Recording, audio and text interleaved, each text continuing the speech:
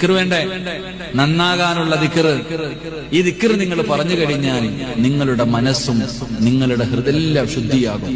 അള്ളാഹു പ്രകാശിപ്പിച്ചു തരും, ഈമാൻ നിറച്ചു തരും. അള്ളാഹു ഭാഗ്യം തരുമാറാകട്ടെ. ഏതാ ദിക്ർ?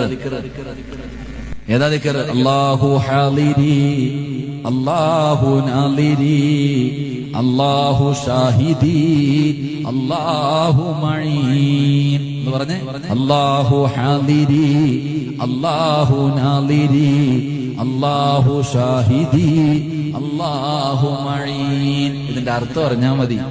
അല്ലാഹു ഹാളിരി, അല്ലാഹു ഹാളിറ, അല്ലാഹു ഷാഹിദ്, അല്ലാഹു നാളിരി, അല്ലാഹ് കാണുന്നുണ്ട്. അല്ലാഹു ഷാഹിദി, അല്ലയാ സാക്ഷി. നീ ചെയ്യുന്നതിന് മുഴുവനും അല്ലാഹ് സാക്ഷിയാ. ഓർത്തു വെച്ചോ, അല്ലാഹ് എല്ലാം കാണുന്നവനാ. അതുകൊണ്ട് ഈ ദിക്ർ നിങ്ങൾ ജീവിതത്തിൽ നിത്യമാക്കണോ.